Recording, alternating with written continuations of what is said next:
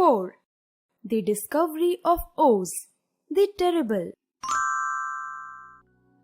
The 4 travelers walked up to a great gate of Emerald City and rang the bell. The same guardian of the gates opened the door. "What, you again?" he asked in surprise. "I thought you had gone to visit the Wicked Witch of the West." "We did visit her," said the Scarecrow, "and made her melt." "Well, that is good news indeed," said the man. "Who melted her?" "It was Dorothy," said the Lion. "Good gracious!" exclaimed the man, and he bowed low before her. He led them to the room and once again locked the spectacles on their eyes. Then he led them in and towards the palace of Oz. When the people heard that Dorothy had killed the Wicked Witch, they gathered around the travelers and followed them to the palace of the Oz. The soldier with the green whiskers was on guard before the door. He let them in at once. The beautiful green girl again led them to their rooms. The soldier had the news carried straight to Oz that Dorothy and the other travelers had come back again after destroying the Wicked Witch. They thought that the Oz would send them at once, but Oz made no reply for many days. Finally, the Scarecrow sent a word through the green girl threatening to call winged monkeys. When the wizard heard the threat, he sent word for them to come to the throne room at 9 o'clock the next day. At 9 o'clock the next morning, they all went into the throne room of the great Oz. At first, they heard a voice from somewhere in the room.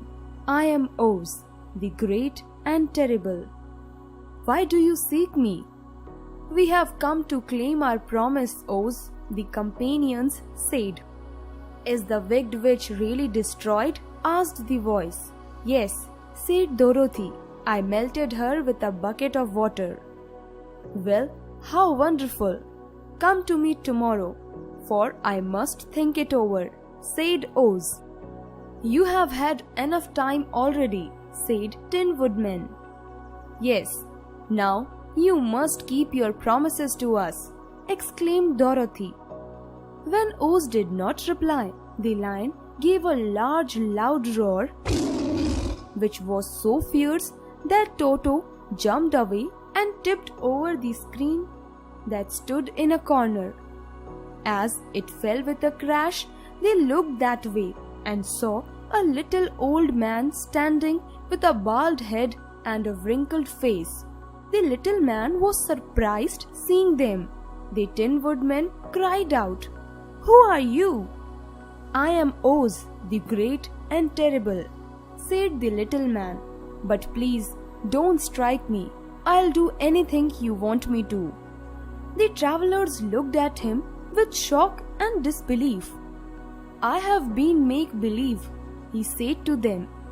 "Are you not a great wizard?" cried Dorothy. "Not a bit of it. I am just a common man." "You are worse than that. You are a humbug," said the Scarecrow.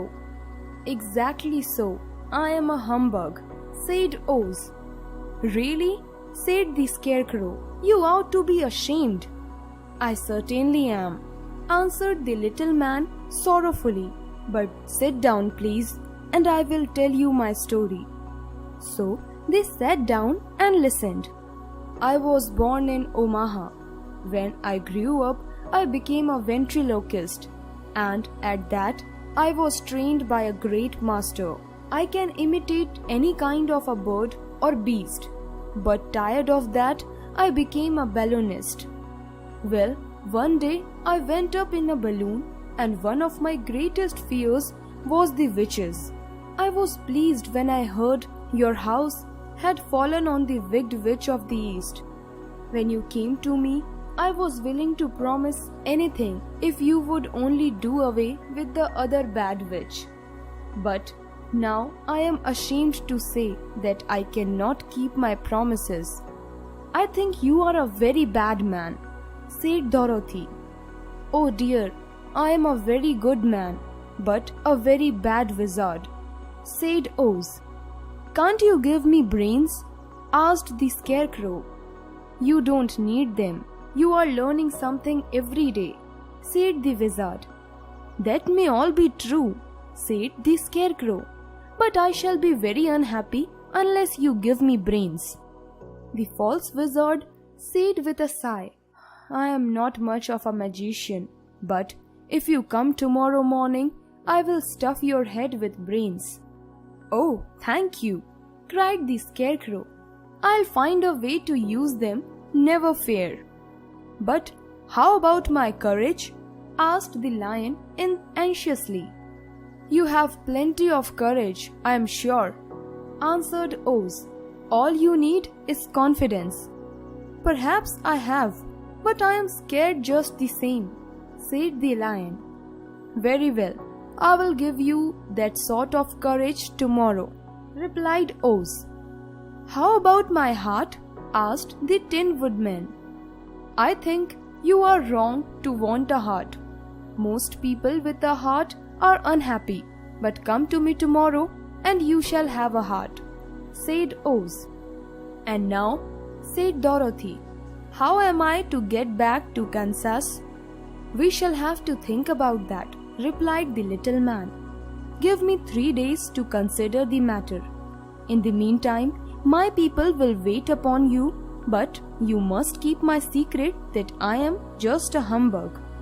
They agreed to say nothing about the Oz and went back to their rooms very happy.